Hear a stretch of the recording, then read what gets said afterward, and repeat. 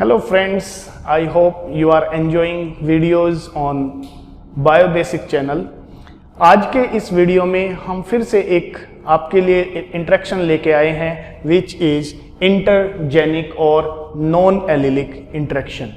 ये इंट्रैक्शन जो आज हम पढ़ने वाले हैं एग्जाम पॉइंट ऑफ व्यू से बहुत इंपॉर्टेंट है, बहुत बार यहाँ से क्वेश्चन पूछा जाता है और बहुत सारे बच्चों में यहाँ पर कन्फ्यूजन रहता है। तो आज उस कन्फ्यूजन को दूर करने के लिए हम लेकर आए हैं आपके लिए topic, it is epistasis.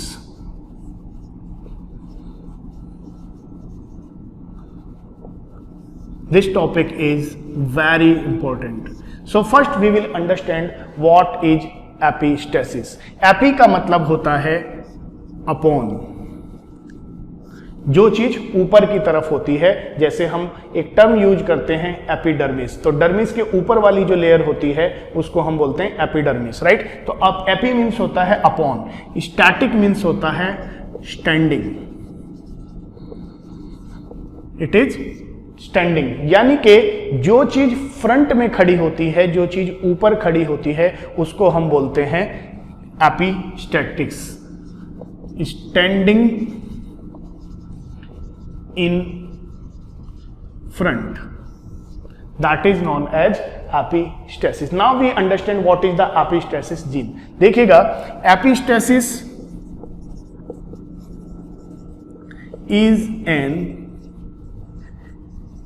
Intergenic relation. Intergenic relation मतलब दो जीन के बीच में रिलेशन है, in which one gene masks और hides the expression of another gene।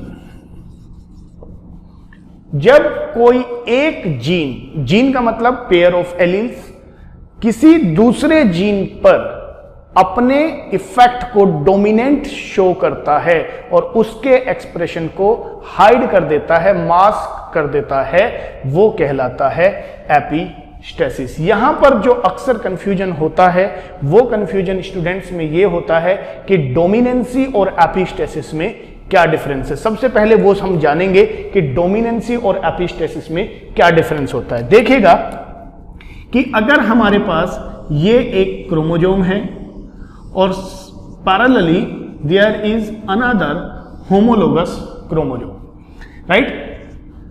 This is another pair of homologous chromosome. Suppose it is chromosome number 1, it is chromosome number 1 and these are chromosome number 2, right? Now there is one gene is located, that is capital T. At the same locus another gene or allele is located, it is small t, right?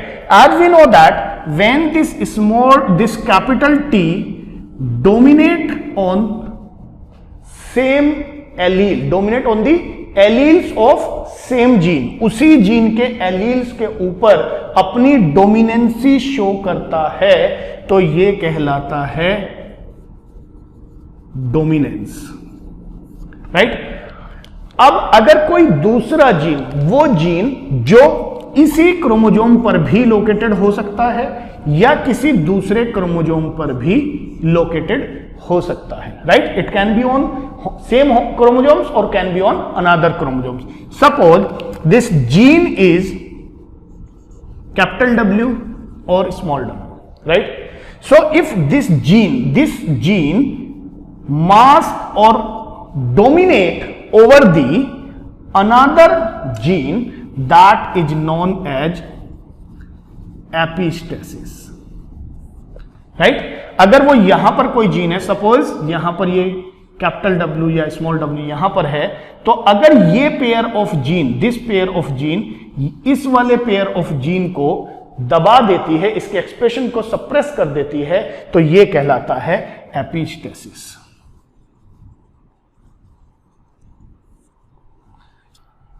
So here you can see that कि इन दोनों jeans के बीच में एक interaction हुआ है, the interaction between these two gene और interaction between these two gene, so it is known as intergenic, right. जब दो जीन्स के बीच में, लेकिन दोनों ही क्या है, अलग अलग एलील्स हैं, it is that is it known as non allelic interaction, right. चलिए अब यहां पर हमें जो एक चीज और समझनी है वो ये है, ये जीन, ध्यान रखिए, ये जीन जो इस जीन के ऊपर डोमिनेट कर रहा है या इस जीन को सप्रेस कर रहा है, तो यहां पर ये वाला जीन कहलाता है एपिस्टैटिक जीन। क्या बोलेंगे इसको? Epistatic gene. The gene which dominate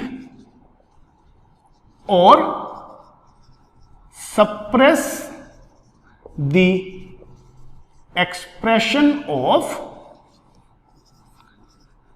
another gene is known as epistatic